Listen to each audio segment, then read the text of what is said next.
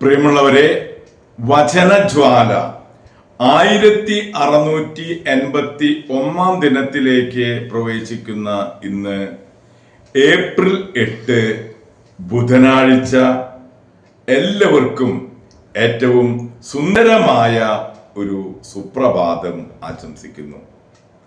നമ്മുടെ ഇന്നത്തെ വചന വായനയിൽ ജെറമ്യായുടെ പുസ്തകം 49 അധ്യായം 19 മുതൽ 39 വരെയുള്ള തിരുവാക്യങ്ങളാണ് നാം ശ്രവിക്കുക.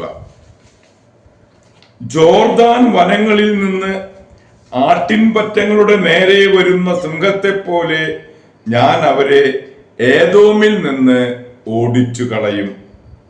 എനിക്കിഷ്ടപ്പെട്ടവനെ ഞാൻ അവളുടെ ഭരണാധികാരിയാക്കും. ആരുണ്ട് എനിക്ക് തുല്യൻ? എന്നോട് കണക്ക് ചോദിക്കാൻ ആർക്ക് കഴിയും? ഏത് ഇടയൻ എൻ്റെ മുൻപിൽ നിൽക്കും? ഏദോമിനും തേമാനും എതിരായുള്ള കർത്താവിന്റെ നിശ്ചയങ്ങൾ കേട്ടുകൊള്ളുവിൻ. അജഗണത്തിലെ കുഞ്ഞാടുകൾ പോലും വലിച്ചിഴക്കപ്പെടും.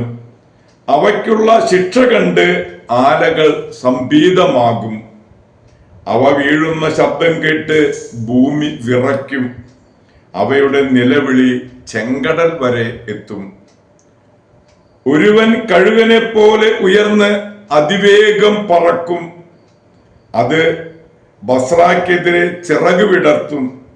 അന്ന് ഏദോമിലെ വീരന്മാർ ഇറ്റുനോവടുത്ത സ്ത്രീകളെപ്പോലെ വേദനിക്കും. ദമാസ്കസിനെ കുറിച്ച് ഹമാത്തും അർപ്പാദും പരിഭ്രാന്തരാകുന്നു. അവർക്ക് ദുഃഖവാർത്ത ലഭിച്ചിരിക്കുന്നു. അവർ ഭയന്ന് വിറയ്ക്കുന്നു. അടങ്ങാത്ത കടൽ പോലെ അവർ പ്രക്ഷുബ്ധരാകുന്നു. ദമാസ്കസ് ദുർബലയായി. അവൾ ഓടാൻ ശ്രമിച്ചു, എന്നാൽ സംഭ്രമം അവളെ തടഞ്ഞു നിർത്തി. പ്രസവ വേദന അനുഭവിക്കുന്ന സ്ത്രീയെ പോലെ വേദനയും വിഷമവും അവളെ കീഴടക്കി. ആഹ്ലാദത്തിന്റെ നഗരം, പ്രശസ്തിയുടെ നഗരം ഇതാ ഉപേക്ഷിക്കപ്പെടുന്നു. സൈന്യങ്ങളുടെ കർത്താവ് അരുളി ചെയ്യുന്നു, അന്ന് അവളുടെ യുവാക്കൾ പൊതുസ്ഥലങ്ങളിൽ വീഴും. അവളുടെ യോദ്ധാക്കൾ നശിപ്പിക്കപ്പെടും. ദമാസ്കസിന്റെ കോട്ടകൾക്ക് ഞാൻ തീ കൊളുത്തും. അത് ബെൻഹദാദിന്റെ ദുർഗണങ്ങളെ വിഴുങ്ങും.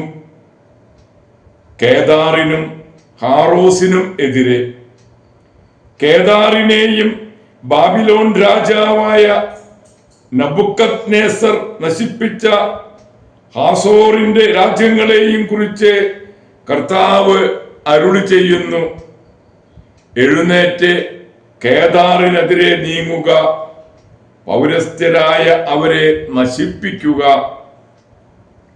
അവരുടെ കൂടാരങ്ങളും തിരശീലകളും ആടുമാടുകളും വസ്തുവകകളും കൊള്ളയടിക്കുക. അവരുടെ ഒട്ടകങ്ങളെ പിടിച്ചെടുക്കുക.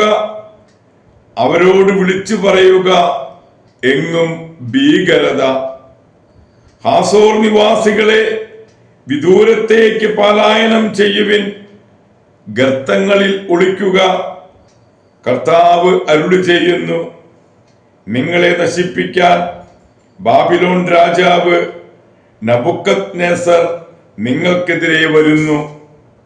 എഴുന്നേൽക്കുക. വാതിലുകളും ഓടാമ്പലുകളും ഇല്ലാതെ നിർവിശങ്കം സ്വതന്ത്രമായി ജീവിക്കുന്ന ജനതയ്ക്കെതിരെ നീങ്ങുക. അവരുടെ ഒട്ടകങ്ങളെയും ആടുമാടുകളെയും കൊള്ളയടിക്കുക. ചെന്നി മുണ്ടനം ചെയ്തവരെ ഞാൻ കാറ്റിൽ പറത്തും. നാനാവശത്തു നിന്നും അവർക്ക് ദുരിതം വരുത്തും. കർത്താവ് അരുളി ചെയ്യുന്നു. ഹാസോർ കുറുനരികളുടെ സങ്കേതവും ശാശ്വത ശൂന്യതയുമായി തീരും. ആരും അവിടെ വസിക്കുകയില്ല, യാത്രക്കിടയിൽ തങ്ങുകയുമില്ല. ഏലാമിനെതിരെ യൂദാ രാജാവായ സെദക്കിയായുടെ ഭരണത്തിന്റെ ആരംഭകാലത്ത് ഏലാമിനെ കുറിച്ച് ജെറമിയാക്ക് ലഭിച്ച കർത്താവിന്റെ അരുളപ്പാട്. സൈന്യങ്ങളുടെ കർത്താവ് അരുളി ചെയ്യുന്നു, ഏലാമിന്റെ വില്ല് ഞാൻ ഒടിക്കും, അതാണ് അവരുടെ ശക്തി. ഞാൻ ഏലാമിന്റെ മേൽ ദിഗന്ധങ്ങളിൽ നിന്ന് കാറ്റുകളെ അയക്കും, അവർ നാലുപാടും ചിതറും. ഏലാമിൽ നിന്ന് ഓടിപ്പോകുന്നവർ അഭയം തേടാത്ത ഒരു രാജ്യവും ഉണ്ടായിരിക്കുകയില്ല. വേട്ടയാടുന്ന ശത്രുക്കളെ മുൻപിൽ സംഭീതരാകുവാൻ ഞാൻ അവർക്ക് ഇടവരുത്തും. എന്റെ ഉഗ്രകോപത്താൽ ഞാൻ അവർക്ക് അനർത്ഥം വരുത്തും. അവരെ ഉന്മൂലനം ചെയ്യുന്നതുവരെ വാൾ അവരെ പിന്തുടരും. എന്റെ സിംഹാസനം ഏലാമിൽ ഞാൻ ഉറപ്പിക്കും, അവരുടെ രാജാവിനെയും പ്രഭുക്കന്മാരെയും ഞാൻ നശിപ്പിക്കും. കർത്താവ് അരുളി ചെയ്യുന്നു. എന്നാൽ അവസാന നാളുകളിൽ ഏലാമിന്റെ ഐശ്വര്യം ഞാൻ പുനഃസ്ഥാപിക്കും. കർത്താവ് അരുളി ചെയ്യുന്നു. ദൈവത്തിന്റെ തിരുവചനമാണ് നാം ശ്രവിച്ചത്. പ്രിയമുള്ളവരെ, ആഗോള കത്തോലിക്ക സഭയിൽ ഇന്ന് കൊറിന്തിലെ മെത്രാനായ വിശുദ്ധ ഡൈനീഷ്യസിനെ അനുസ്മരിക്കുന്ന പൊൻസുദിനമാണ്. എത്രയും പരിശുദ്ധനും പ്രഭാഷണ ചതുരനുമായിരുന്ന വിശുദ്ധ ഡയനീഷ്യസ് ദരിദ്രരെയും പള്ളികളെയും ധർമ്മസഹായം കൊടുത്ത് സഹായിച്ചിരുന്നു. വിശ്വാസം സംരക്ഷിക്കാൻ ഒരുപാട് സഹിക്കേണ്ടി വന്നതുകൊണ്ട് ഗ്രീക്കുകാർ ഒരു രക്തസാക്ഷി എന്ന് വിളിക്കാറുണ്ടെങ്കിലും സമാധാനത്തിൽ മരിച്ച ഒരു വന്ദകനാണ് വിശുദ്ധ ഡയനീഷ്യസ്.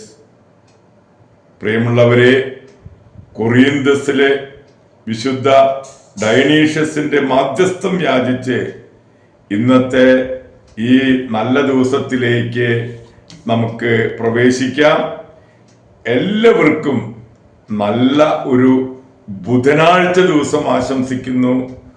ദൈവം നമ്മെ ഓരോരുത്തരെയും സമൃദ്ധമായി അനുഗ്രഹിക്കട്ടെ.